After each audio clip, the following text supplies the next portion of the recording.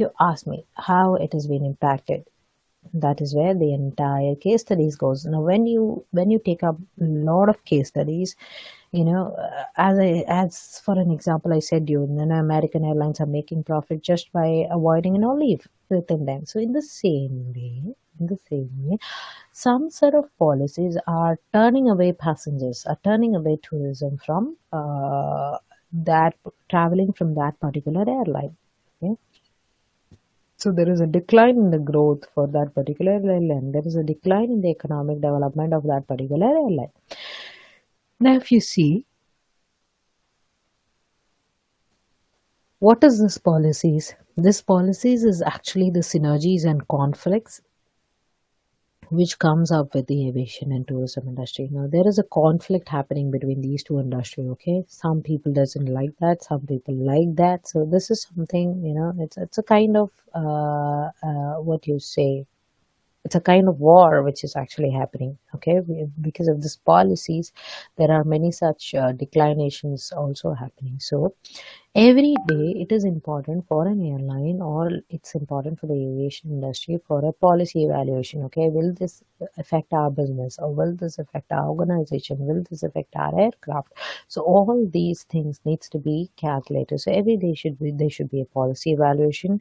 Okay, now there are actually different policies based on the charter operations. Okay, since that is a non-scheduled aircrafts. Okay, your airlines will come under the scheduled aircrafts because they have a perfect time. Okay, now it's 10:30. Yeah, 10:30 it would be traveling. It would be departing from 10:30. 11:30 it would be landing in Mumbai. Yes, 11:30 it would be landing in Mumbai. So they have a scheduled time. But if you talk about the charter operations, they don't have time. Okay, they can land whenever they want. So when the charter aircraft is coming up, they immediately inform the ATC stating that the charter aircraft is ready to be landing. So none of the aircraft should be there on the runway. So chartered operations needs to be checking. Now that is where again the policy has been affected, because the scheduled airlines is telling that 10:30 there is a departure of us, and there is a delay in flight because of this charter operation. So that is a little complicated process. Again, they should be checking upon the chartered operations. Okay, and evolving strategies. So if at all they want to implement a new policy, they want to bring up a new policy for the passengers. Okay, that needs to be evaluated regularly. Okay, will this affect our business? That should be our major point. Okay, everyone in the aviation industry is tend to make up their business. It's not that only they are customer focused, or let's say they are only because of the humanitarian purpose. No, for them everything is business, right? Now if you think, so this is one of the major thing which has a thing. So whatever strategies you are developing up, you need to be reevaluating it again and again. Now, a clear and concise discussion of a complex issues and interrelations involved in aviation and tourism policies offers an ideal guide to the field. So if you say whatever policies you are bringing up, or whatever procedures you are bringing up, okay, so it shouldn't be affecting the aviation industry, and it shouldn't be affecting the tourism industry also. So since I told you both of the industries are interdependent, okay, so if one industry is being affected, the other industry will also be affected. Example is your COVID-19 2020, April 2020, the entire aircraft has come to a halt, right? So that's what I've given in the next paragraph here. COVID-19 has had a devastating impact on global aviation, as nearly all air travel came to an halt. Okay, in late March and April 2020. In Central Asia, virtually all domestic and international air travel was suspended in an attempt to contain the spread of COVID-19, right? So the government had to stop immediately. Now that was a rule, that was a regulation brought by the government to the aviation industry, that entire aircraft needs to be stopped, because they felt that via air transport is only many people are coming from outside who are spreading this COVID-19 into the country. So they made the entire aircraft stop, and everything was put under the park in a way, by late March and April. Okay, so there was a complete suspend in the entire aircraft. So the crisis provided an opportunity to reset the aviation industry in Central Asia regional cooperation countries through reforms, new strategies, and restructuring. Now, this is where I already told you. When it came to an halt, the government came to know that their economic development was actually declining because there was no tourism into the country. One thing. Okay, then what they did, they started putting it this particular, that is, they started pulling up their policies. Okay, they started pulling up their socks, and they started imagining that, okay, how could we stop it while providing or while protecting our country.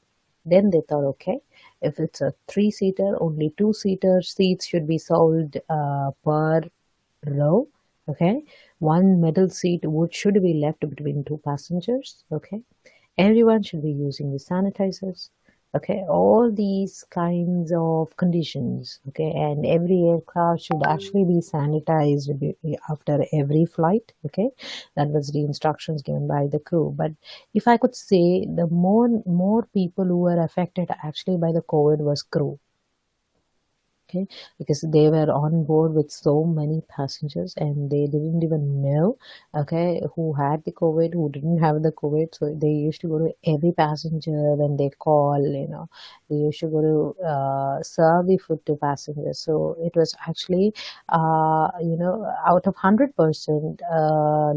in 2020, approximately around 85% of the crews were actually affected by COVID.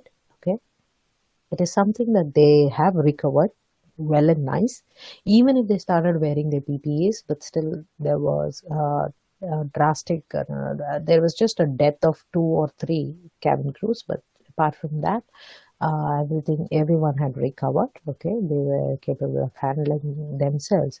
So this is where, they started reevaluating their procedures. Okay, they started a new reforms. They started new policies coming up. Okay, so only two seats should be sold. If it's a two-seater, then only one seat should be sold. So uh, even then, actually, Indigo was flying full. Okay, so there was actually a problem against that also. DGC had warned Indigo, because more number of passengers wanted to travel in that, because Indigo was, buying less tickets and all those things. So this is that's out of the box. But this is one of the policies which was actually affected very badly to the aviation industry.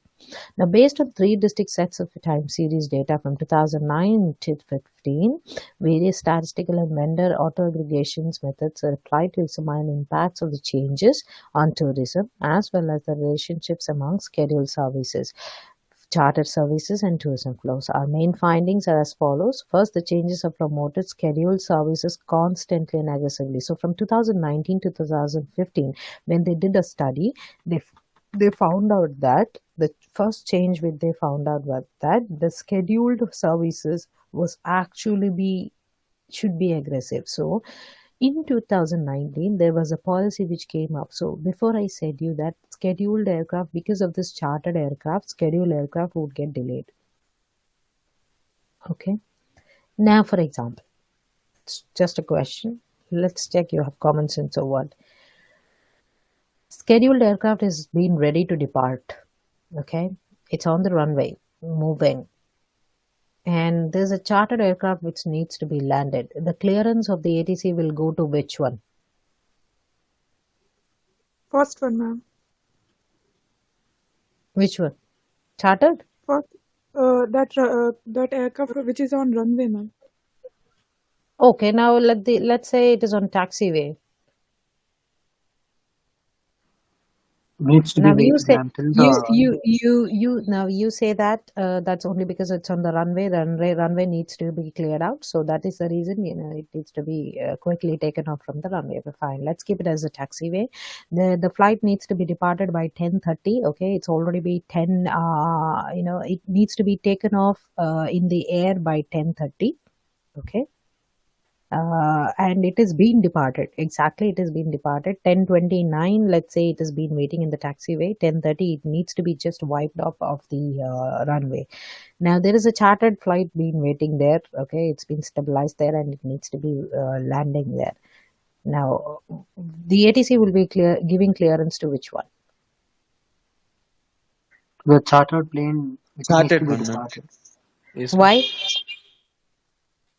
Why? Why? So because Justification. the flight which will be arriving will have the specific time, right, ma'am, to land it.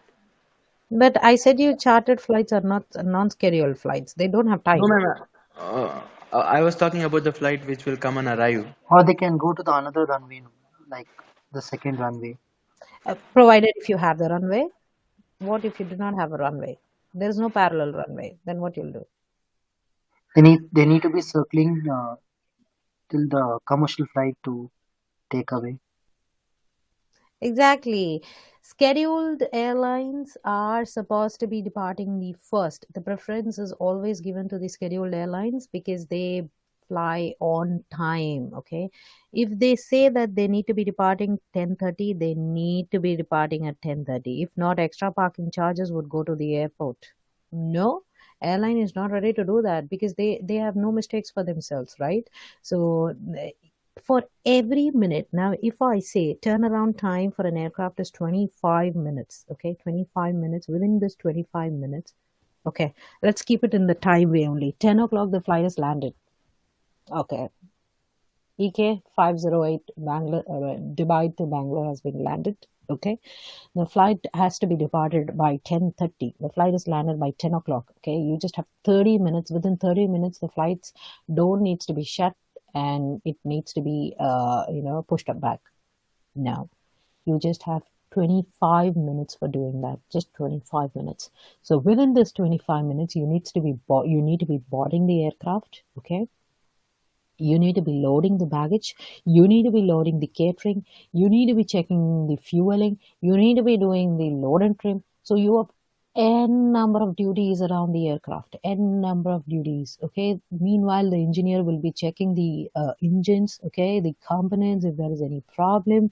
Within this 25 minutes the cabin crew needs to check the entire seat, whether the passenger who have got down in that particular aircraft has left anything in the seat. The cleaning process needs to take place. So everything should happen within this 25 minutes. So you know how many staffs are working hard for an airline to depart? Boss, it's horrible. We would hold our tongue so badly to depart this aircraft. I'll tell you why. Now you could ask, what happens if there's a 5 minutes delay? The passenger could wait. It's just a 5 minutes delay. No, first and foremost thing, there are certain horrible passengers who say that, oh, it's already 10:20. Why the flight is not departing? Now we have faced that. Okay. It is not based on the passenger, it is actually based on the policies which is actually been rendered by the airport. Okay, the airport says within 25 minutes your flight needs to be departing, it has to be departed by 25 minutes. What happens if it is not departing by 25 minutes? Great question. I will tell you what will happen. You need to be paying an extra charge to the airport. As simple as that, because there is another aircraft coming on that parking bay. Okay, you just have now if you take an example of Bangalore airport, you just have 86 parking bays in the Bangalore airport. Okay, just 86 parking bay, and in that 86 parking bay, okay, one isolated bay that is out of box, because isolated bay is only used for if there is a bomb threat or any such kind of thing. The aircraft would be coming and parking there, which is actually 100 meters away from the airport. Totally out of your box, that's not important. Now apart from that, you have 86 parking bays. Okay, in that 86 parking bays, let's say EK is landing on parking bay number 56. Okay, it's not a narrow bridge, I'm so sorry. Let's say, okay, let's keep it an example. So 56. Okay, now within 5 minutes there is another aircraft landing there. Okay, let's say a Dragon Air is landing within 5 minutes. Before that, this EK needs to be pushed back because on the same bay Dragon Air is coming. What you will do then? So the Dragon Air can't wait. It can't wait in the taxiway, or it can't wait in the apron until and unless there is a pushback of Emirates. No, they are not supposed to wait. So before that, the flight needs to be pushed back because the other flight would be landing within seconds. So, it's really complicated process, very risky process working in, aviation industry. You should be so much alert because your one mistake would lead, every time I say this, your one mistake would lead the loss of entire people on board. So that shouldn't happen. So within this 25 minutes, if at all you're not departing, and let's say the flight is not taken up by 10:30, then you need to be paying to the airport. That's the charges you are paying. Now, till this time, you need not to pay anything. As I told you, you have landing charges. I have already showed you that video. So, once that's been posted in the website, you can see it again. Landing charges is there. Yeah. Once the aircraft is touched down onto the runway, you need to be paying the amount to the airport. Landing charges, parking charges. Same way as you park your four-wheelers, your two-wheelers, you need to be paying the parking charges. Same way for parking the aircraft, the airline should be paying to the airport. Okay. Takeoff charges, even if the airline is taking off from the destination, it needs to be paying the amount to the to the airport. The airline needs to be paying to the airport. Now there is a delay of 5 minutes. Great, it needs to be paying an extra charge to the airport, and that goes in lakhs and lakhs. Ma'am, can you And please tell the estimated what will be the like price of that, ma'am? that depends upon The the airports. aircraft. No. It actually not depends upon the airport. It depends upon the aircraft because the weight of the aircraft. If it's a larger aircraft, so international aircraft pays lots. Okay, pays lots and lots because it just goes in lakhs and lakhs. Okay, because the amount is uncalculable. For every minute there is a payment for the airport. So, if it's an international one, then they actually check on the weight of the aircraft. Okay. Now, if you see, Emirates are all like Emirates, British Airways, all these are kind of double deckers aircraft, right? They have business classes and all those things around them. They have three set of rows in the Emirates and all those things is there. But for let's say for domestic aircraft, it's all smaller aircraft because it's all neos, it's ATRs and all these kinds of aircraft. So it is not that much payable compared to the international flights, but international flights is actually goes in lakhs and lakhs. But if you've seen all the international flights which is landing in Bangalore airports departs on time, they never want to take it as a risk. They depart on time. It is all well good. They depart 5 minutes before only. If you start working in the airport, you will come to see that all the international flights will depart before 5 minutes. They will not wait until 5 minutes to get over. If possible, only if there is some technical issue or some piloting issue is there, then they will wait until time. Okay. But apart from that, everything departed before times. So, they would be holding their life in their hands and be doing because, how much ever they are paying, that much less would be for them, right? Even if they are collecting from the passenger, if from the other side you're paying the tax to the country, what is the problem? What is the effect which is happening? There's nothing going on. So, they make sure that they shouldn't be paying so much to them. Anyways, they are paying for landing. Anyways, they are paying for parking. Anyways, they are paying for takeoff. On top of that, for this also they should pay. Why? No. So anywhere, if you go, please keep in mind, always the scheduled aircraft would be given the first opportunity. That is the first place, first preference from the ATC would be given to scheduled airlines, not the chartered airlines. No. Chartered airlines are not scheduled airlines. Even if they are paying for their landings, even if they are paying for their parkings, they are not a part of that particular airport. So always the preference would be given to the scheduled airlines, not the chartered airlines. Actually, that's a policy which has actually been made by the DGCA. So before they were giving to the charter airlines, because they say that the airlines which has been waiting shouldn't be waited for so long. Okay, it needs to be allowed to landing. The arrival aircrafts needs to be arrived, landed quickly. But usually, then later on, when it's just a one passenger there, apart from that, you have around 260 passengers.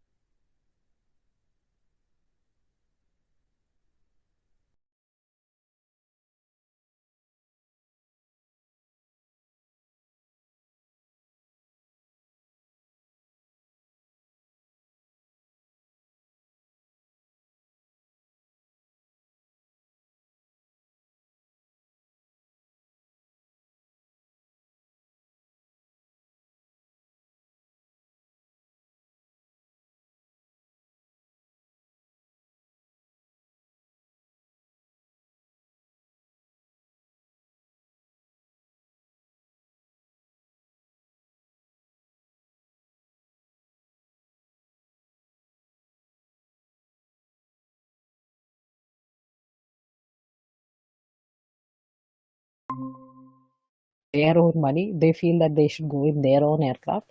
So, but providing their way of policy framework keeps on changing. Okay, so that is the one. Now, if you see,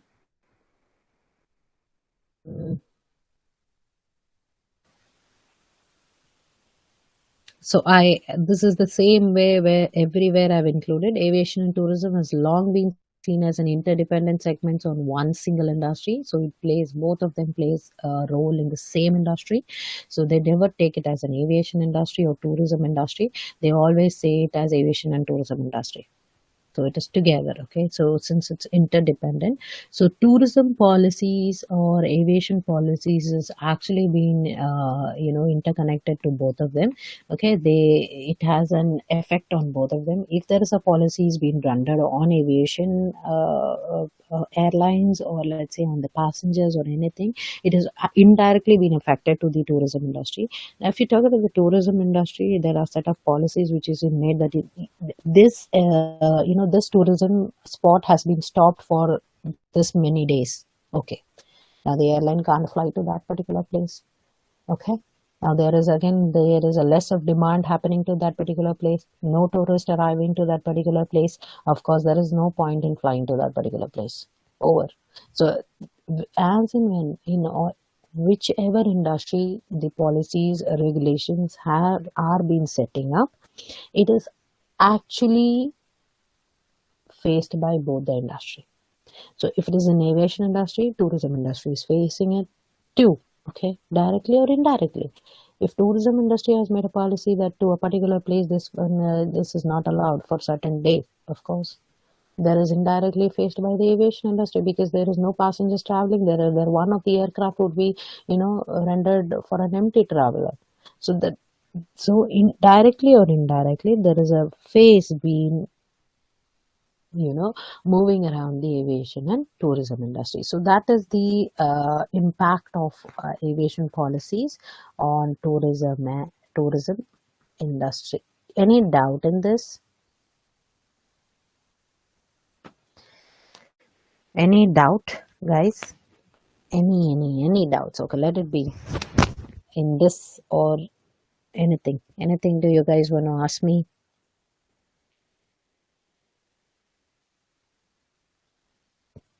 I have a visa ready for you, but I don't want to do. visa right now because visa needs to be started in a fresh way. Okay, it's a very interesting topic. So I know, when you want to learn about visas, passports, and all, you would be much more interested. So now, as everything has gone up overhead, I don't want to again put it on more on your overheads. Okay, so visas, passports, and all passports and other travel documents, we will be speaking in the next class. So today, any more doubts?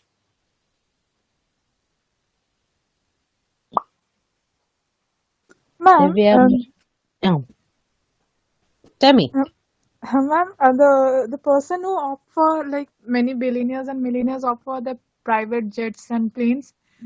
So Hmm. do they also follow the same rules and regulations? That is, you mean to say the people who are having their own charter jets. That's what, right? Yes, ma'am. Jets and Yes, everything. yes, yes, yes. They need to be following. They need to be following. That's what I said. There's aircraft acts and the aircraft rules state about if at all you need to purchase an aircraft, what is the set of rules you need to be following, which is the department you come under. This is the policies you need to be following. All these things would be told. They just randomly can't enter into an airport and land on a runway. No, ATC is the first one who has to give the clearance. Apart from ATC, you can't do anything. You just can't enter into an airport and land just like that because you are a millionaire or a trillionaire. Your life is a life, yeah. If you have an aircraft on runway and immediately the guy in the chartered flight is telling that no, I need to be landing right now, he will lose his life also, and he will be losing other 260 or 270 passengers on board also. How is that possible? So everywhere ATC needs to be giving the clearance. But for ATC, it is always the scheduled aircrafts which has to be departing first for them. Okay, the policy as per them is that the scheduled aircrafts needs to be departing because it's carrying more number of passengers inside that. Just for one passenger, it can't, make a weight of 260 or 270 passengers. No, it is like that. So they always say that scheduled aircraft needs to be departing first, until and unless that is what I said. There is a but there. So until and unless if it is an what do you say, like your VIPs or your VVIPs, let's say any ministers are traveling, or let's say any any what do you say, VVIPs guests are coming, or if you could say this military defense people. Okay, so for them and all, it has been that too not normal military people, high position military people, whoever is coming, it is allowed for them also. Only for them the ATC will give clearance, but ATC will be getting prior to notice only that so much people has been coming. So this people is coming. Let's say if Prime Minister Modi is coming on a charter airline, they would get information 2 days prior only that so and so that time, so and so destination, the minister would be landing. So please hold the aircraft. So that time they will hold the aircraft because that's a VIP who is coming. But it is not will not be happening either Vijay Malaya is coming on his chartered aircraft. No, they will ask Mr. Vijay Malaya to be there until and unless our scheduled aircraft is departing. Now understood? Yes, ma'am. Yes. So the So till policies, the regulation. Yeah, go ahead. yes, ma'am, till the ADC gives clearance, the chartered aircraft should be circling on the air, no, ma'am. Yeah, they might ask for a turnaround. Okay. So it can just go on for a round and come back. Okay. Until the other aircraft has been departed because it can't wait near the runway. So since the other aircraft is taking off, or let's say the other scheduled aircraft is landing, so let's say once this aircraft has been taken off, before that they need to be going for a turnaround and then they need to be coming back and wait for the clearance. So once the clearance has been given, they can land. Okay, ma'am. Any other doubts? Ma'am, no doubt. But ma'am, can I tell one thing, ma'am? Something, sorry. Yeah, tell me. Ma'am, as we are studying aviation and tourism, Ma'am, can we have a discussion session on like how wars and